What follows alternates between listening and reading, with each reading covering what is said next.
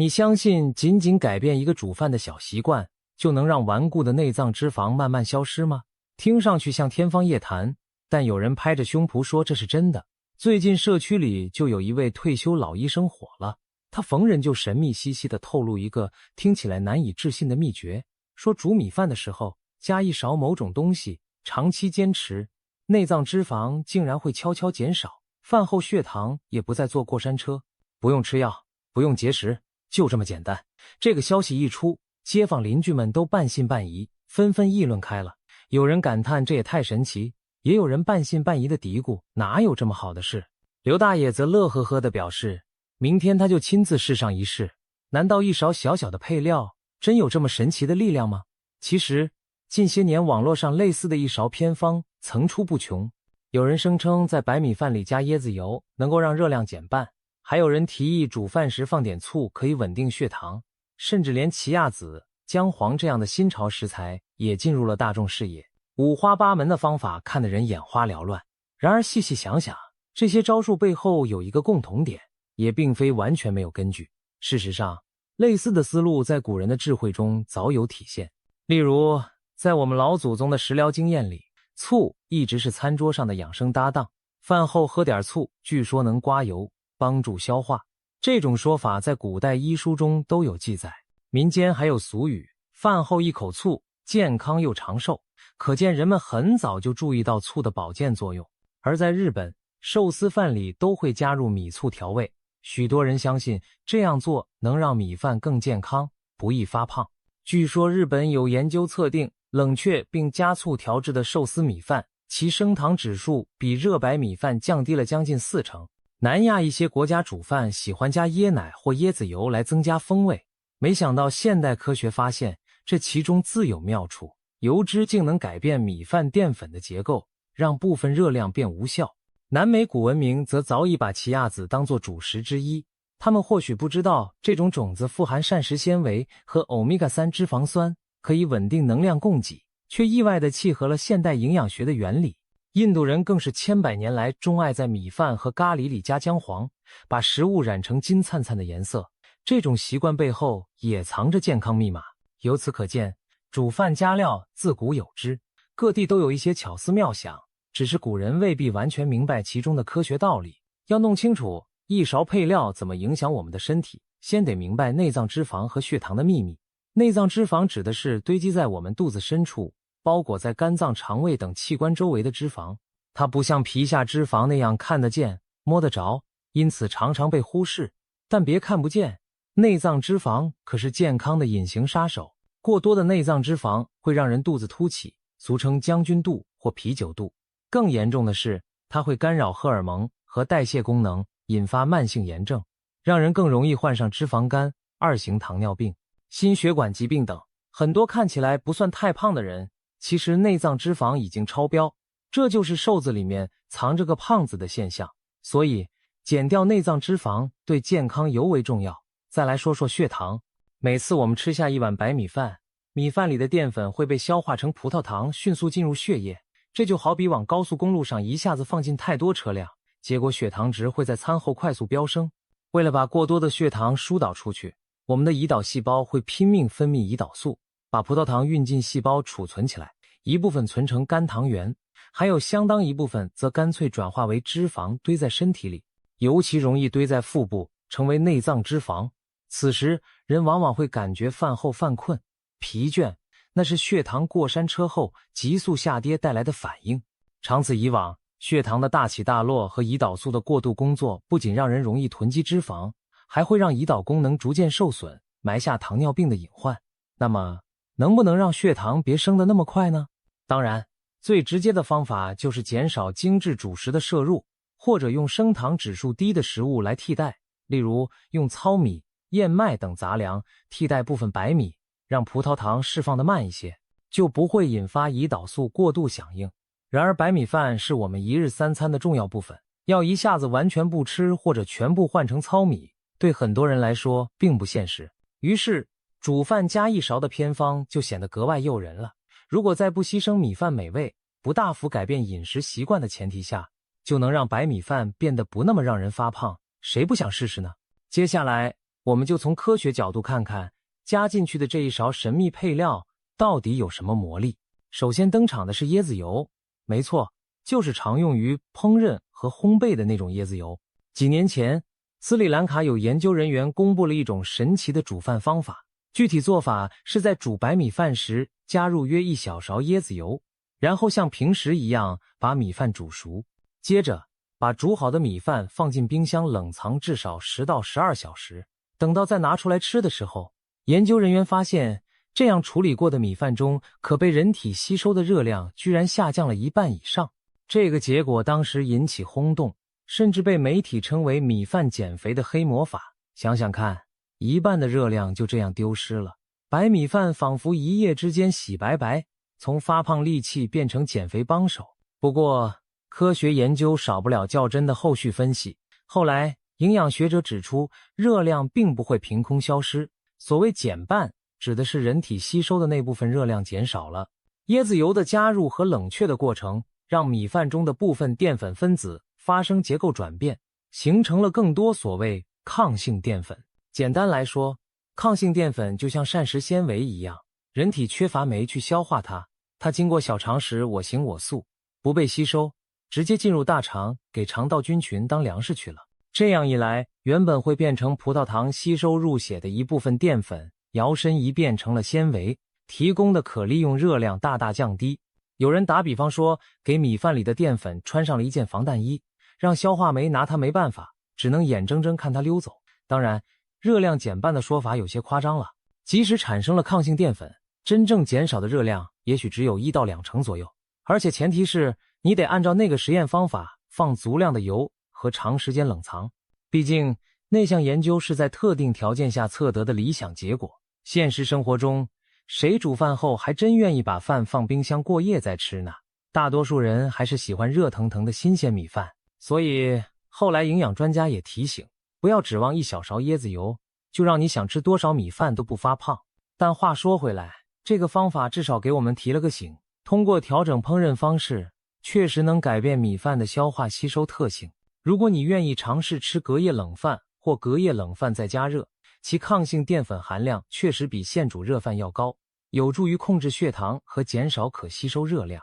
这对那些既爱吃米饭又担心长肚子的人来说，是一个颇有价值的小技巧。说完了油，我们再来看醋，这可能是大家更熟悉的厨房法宝了，给米饭加醋。其实日本人早有经验，寿司饭就是在米饭里拌入了醋，当然也加了少许糖来调味。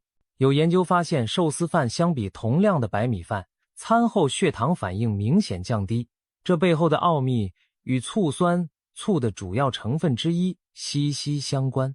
当我们吃富含淀粉的食物时，如果同时摄入一些醋酸，醋酸会在胃里让淀粉的消化过程放慢脚步。一方面，醋酸可以抑制唾液淀粉酶的活性，减缓淀粉在口腔和胃中的分解；另一方面，醋酸还能延缓胃排空，食物不会一下子全部涌入小肠，就好比把刚才那批要上高速的车流改为匀速缓行，血糖上升的曲线自然不会陡峭。同时，有研究指出，醋还可以提高肌肉等外周组织对葡萄糖的利用效率，让更多血糖被运往肌肉烧掉，而不是滞留在血液中转化为脂肪。除了这些，醋还有个神奇的作用，帮助控制食欲。有没有注意过，有些减肥达人喜欢在餐前喝一杯稀释的苹果醋？醋酸刺激胃黏膜，会通过神经反射让大脑收到胃里已经有东西了的信号，从而降低饥饿感。这虽然不是主要的减肥手段，但确实能在一定程度上帮助减少食量。不过胃不好的朋友可别贸然空腹喝醋，以免刺激胃部。具体到煮饭加醋这件事，要真正有效降血糖，醋的用量和使用方法都很关键。如果只是往一锅饭里滴几滴醋，醋味几乎吃不出来，醋酸大部分也被蒸汽带走了，恐怕对血糖影响微乎其微。营养专家指出，大概要加入米饭重量 5% 左右的醋酸才会有显著作用。换算下来，可能一顿饭要拌入2-3汤匙醋，而且必须是和米饭同时入口，或者饭前摄入醋才有效，饭后再补一口醋基本没用。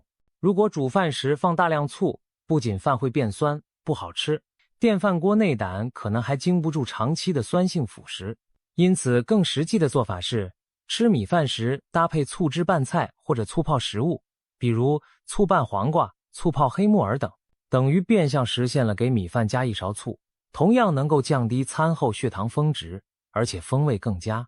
其实，科学家也在认真研究醋对内脏脂肪的影响。日本曾进行过一项为期1-2周的试验，让一组超重人士每天饮用含醋饮料，结果发现他们的内脏脂肪面积平均缩小了不少，而对照组几乎没有变化。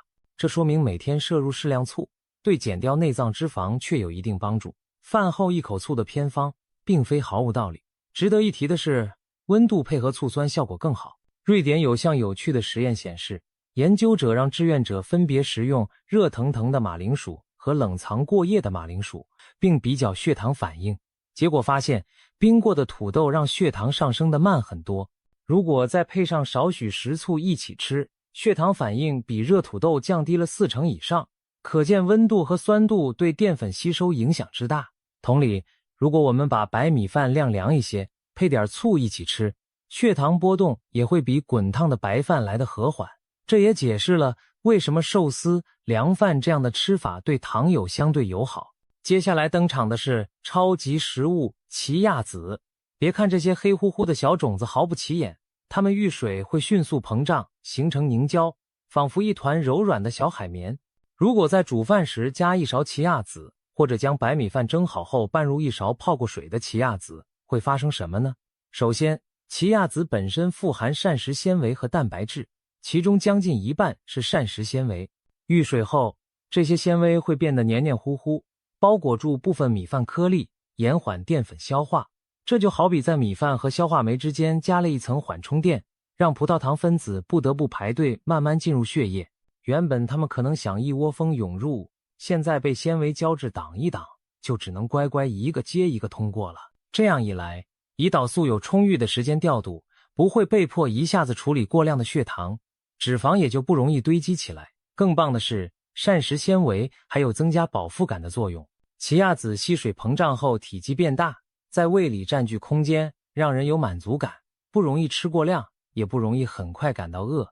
长期下来，这也有助于减少热量摄入，控制体重。科学研究已经证明，高纤维饮食的人普遍腹部肥胖率更低。一项追踪研究发现，每天额外摄入10克可溶性纤维的人，几年下来，内脏脂肪的增长要比别人少得多，大约低了近 4%。10克可溶纤维是什么概念？差不多2勺干奇亚籽就能提供这么多纤维，所以别看一勺奇亚籽量不大，却能为白米饭增添不少隐形纤维，效果不可小觑。更妙的是，奇亚籽基本没有味道，拌在米饭里不会抢风头，只是口感上多了一点细微的籽粒感。如果介意，可以把奇亚籽磨粉再拌入，吃起来就几乎察觉不到它的存在。除了奇亚籽，其实亚麻籽、车前子、壳粉、魔芋粉等富含纤维的食材都可以起到类似作用，一勺的量就能带来相当可观的膳食纤维。对那些爱吃白米饭又担心长肚子的人来说，这招简单又实用。最后来到我们的彩蛋，姜黄。姜黄粉色泽鲜艳，是印度菜里常见的香料，不仅能给咖喱和米饭染上诱人的金黄色，还拥有独特的健康价值。姜黄中的主要活性成分叫姜黄素。现代药理研究发现，姜黄素具有抗炎和抗氧化作用，能够在一定程度上改善胰岛素抵抗。这意味着它可以帮助细胞更敏锐地感知和利用胰岛素，让血糖更平稳地被细胞吸收利用，不容易在血液中堆积转成脂肪。同时，姜黄素还被发现有助于降低肝脏脂肪含量，保护我们的肝脏。这对很多内脏脂肪过多甚至已有脂肪肝的人来说是个好消息。有趣的是，国外近年还兴起了一股黄金奶热潮，也就是在牛奶中加入姜黄粉和其他香料制成的饮料。据说定期饮用姜黄奶可以调理代谢，控制血糖，深受一些明星和运动员的青睐。可见姜黄的魅力已经走出印度，成为全球关注的天然健康食材。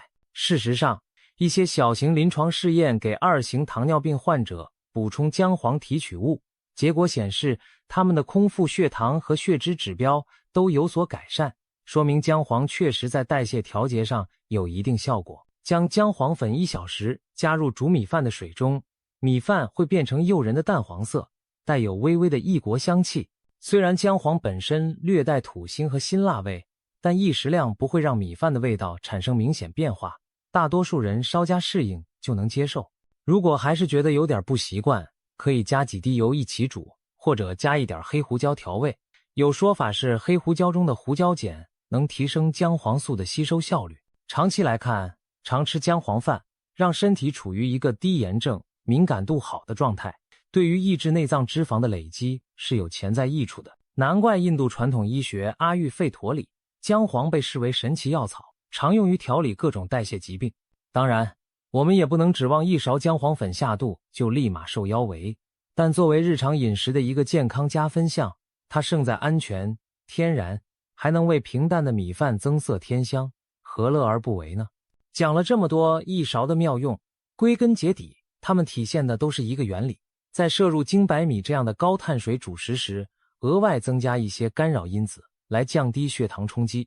这些因子有的是脂肪、椰子油，有的是酸、食醋，有的是纤维、奇亚籽，有的是功能性植物成分、姜黄素，但目的都类似，就是减缓碳水的吸收速度，或者提高身体处理糖分和脂肪的效率。从这个角度看，我们完全可以根据自身情况和手头材料，选择自己喜欢的方式来实践。煮饭加一勺的具体操作有不少变体，例如1. 椰子油冷饭法。煮饭时加1小时椰子油，与米一起煮，煮熟后将米饭冷藏几小时或过夜，再加热食用，这样可以增加米饭中的抗性淀粉含量，适合不介意吃隔夜饭的人。冷藏后的米饭可以用来炒饭或做沙拉，口感更佳。注意美锅饭的油不宜放太多，1小勺即可，否则额外热量也高。一位尝试者分享说，他用隔夜加了椰子油的米饭来炒饭，全家人都没吃出有什么不同，但他的餐后血糖峰值比平时下降了一些。2. 醋拌饭法。煮好的米饭盛出稍微放凉，按个人口味淋上1汤匙食醋拌匀再吃。如果嫌白醋酸味冲，可以用苹果醋或米醋，加点生抽、酱油和蒜泥调成醋汁拌饭，酸香可口。或者干脆搭配醋泡萝卜、醋拌海带丝等小菜一起吃，等于在饭里加醋了。这样既摄入了醋酸，又不影响用餐体验。我有一位邻居李阿姨，她就是用这个办法成功稳住了血糖。李阿姨有轻度糖尿病，每天中午吃饭都配1小碟醋拌黄瓜，坚持了2个月，在测餐后血糖竟比以前降低了不少，把她乐坏了。3.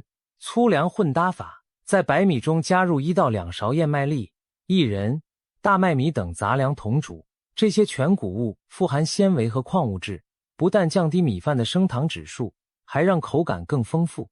有研究发现，混入燕麦的大米饭，其血糖反应比纯白米饭明显减缓。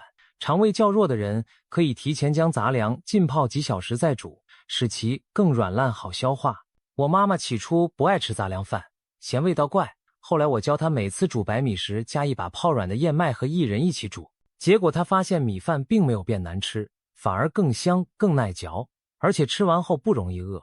坚持3个月后，他的腰围足足小了1圈，连医生都说他内脏脂肪率下降了，可把他高兴坏了。4. 奇亚籽加料法。在煮饭加水后，撒入1勺奇亚籽同煮，它们会吸水发胀，藏在米饭里几乎察觉不出。也可以在米饭蒸熟后，趁热拌入1勺奇亚籽，再盖上锅盖焖几分钟，让籽粒变软。每天这1勺，就为你额外增加了可观的膳食纤维，有助于延缓消化，预防便秘，还能增加饱腹感。一些健身人士也喜欢在米饭里拌亚麻籽粉，原理相同，都是提高纤维含量，降低碳水吸收速度的做法。5. 姜黄金米饭。煮饭时加入1小时姜黄粉，与米一起煮，做出来的米饭金灿灿、香喷喷，搭配清淡的菜肴别有风味。如果喜欢重口味，可以加一点黑胡椒和橄榄油同煮，更添香气。这种姜黄米饭不仅色香味俱全，还能让你在不知不觉中摄入姜黄素，为健康加分。很多长期有慢性炎症困扰或者家族糖尿病史的人尝试这种吃法，反馈是精力和代谢状况都有所改善。当然每个人的感受不同，但作为日常饮食的一个小改变，值得一试。需要强调的是，这些方法虽然都能在一定程度上改善白米饭的营养结构，但它们并非万能的减肥灵丹。别幻想着加了料就能无节制的大吃特吃。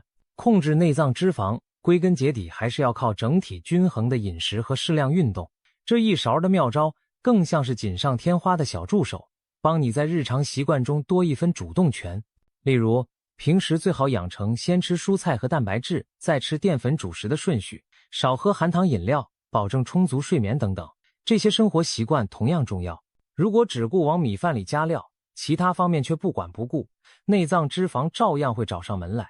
有人或许会好奇，这么简单又便宜的办法，为什么医生平时没怎么强调过？难道这里面还有什么阴谋，被健康产业偷偷隐藏了不成？其实说穿了并不神秘。一方面，正规的营养建议一般强调整体饮食和生活方式的调整，而不会把某一个小窍门当作灵丹妙药来夸大。医生不可能指望病人回去就靠煮饭加勺醋解决所有健康问题，他们更希望大家理解大方向的重要性。另一方面，这类小妙招确实不涉及什么昂贵的药物或产品，自然不会被商家大肆宣传。想想看，如果你用几块钱的醋和种子就把健康问题缓解了，保健品公司和减肥机构还能轻易卖出高价产品吗？这话听起来像阴谋论的玩笑，却也道出了现实的一面。还有一个现实原因是，这些方法看似简单，但也容易被误解和滥用。如果大众没有科学指导就贸然尝试，可能会走极端，出偏差。比如有人以为加了醋就能随便吃糖，这当然是错误的。一旦大家对这些窍门理解偏了，反而会耽误正规治疗或造成其他健康问题。所以专业人士在科普时会相当谨慎，在证据不充分或难以一概而论的情况下，不会贸然推荐某种偏方，而是更强调全面的饮食原则。事实上，在信息时代，这些方法并没有真正被埋没，相反，早就在网络上流传开来。只不过此前缺少专业人士来帮大家鉴别真伪，讲清原理，很多人将信将疑，不敢轻易尝试。而现在，我们把科学依据和操作要点都说透了，你大可以在保证安全的前提下试一试这些一勺的妙招。故事讲到这里，开头那位退休老医生张爷爷又出现在我们的镜头前了。他笑眯眯地端着一碗热腾腾的杂粮醋拌饭，他感慨地说，养生的秘诀其实就藏在日常生活中。吃饭是最平常的事，小小一勺子的改变就能带来健康上截然不同的结果，关键还在于坚持。听了张爷爷这番话，我们连连点头称是。健康并不总是高深莫测，也许诀窍就藏在一日三餐中。我们不需要神奇的仙丹妙药，只要善用日常生活里的智慧，就能慢慢赶跑内脏脂肪，稳住我们的血糖。毕竟血糖平稳了，身体才能真正远离糖尿病的威胁。下次煮饭时，不妨也给自己的米饭加一勺小惊喜吧。简单的一勺，蕴藏的却是大大的学问和健康潜能。原来，呵护我们的内脏和血糖，有时候真的就是这么简单。你是否也心动了呢？不妨今天就从这一勺开始，给自己和家人的健康加点料吧。一勺小改变，健康大不同。